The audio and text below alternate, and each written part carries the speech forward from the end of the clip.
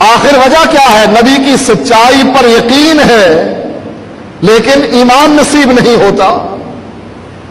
آج کتاب و سنت کی سچائی پر لوگوں کو یقین ہے کہ نہیں؟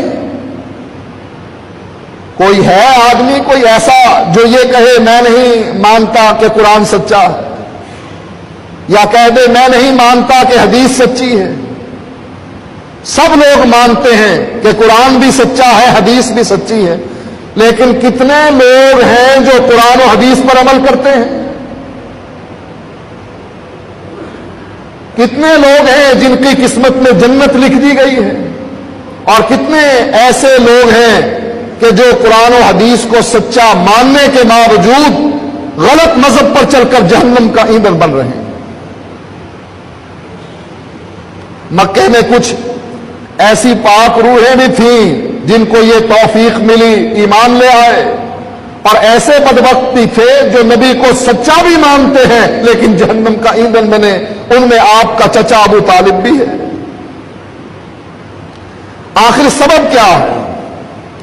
ابو جہل جو نبی کو سچا مانتا تھا، نوجوانوں کے مجمع میں کہنے لگا، جب نوجوان اس سے پوچھتے ہیں چچا اب تو اللہ کے نبی نہیں سن رہے، اللہ کے نبی کے بارے میں کیا خیال ہے تیرا، سچے ہیں یا جھوٹے ہیں؟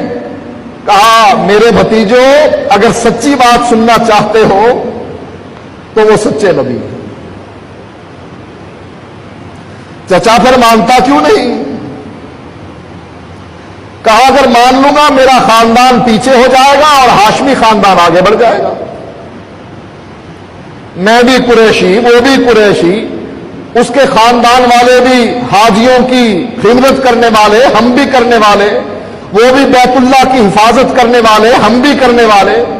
اب جو صرف اس میں مان لی جائے اس خاندان میں کہ ان میں سچا نبی ہے، اگر میں یہ مان لوں لوگوں کے سامنے کہ یہ سچا نبی ہے اور اس پر ایمان لے آؤں، میرے خاندان میں کوئی جھوٹا نبی بھی نہیں ہے، میرا خاندان پیچھے ہو جائے گا، یہ آگے ہو جائے گا۔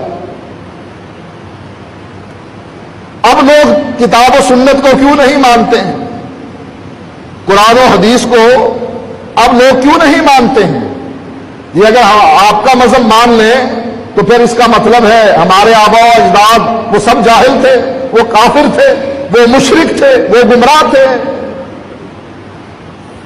یہ آر خاندانی، یہ برادری، یہ تکبر، یہ غرور، یہ اسلام کو قبول کرنے میں بہت بڑی رکاوٹ ہے، اور جو آج بھی جاری ہے اس معاشرے میں۔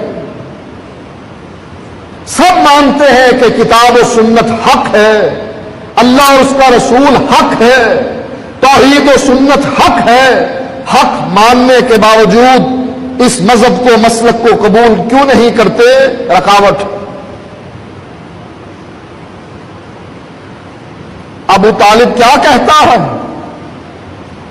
فاخترت النار علی العار، میں نے اللہ کی جہنم کو پسند کر لیا ہے اس تان و تشریح کے مقابلے میں کہ میرے مرنے کے بعد لوگ تانا دیں گے، اچھا تو نے بھی اپنے باپ دادا کا دین چھوڑ دیا۔ یہ کتنا بڑا تانا تھا اس کے نزدیک۔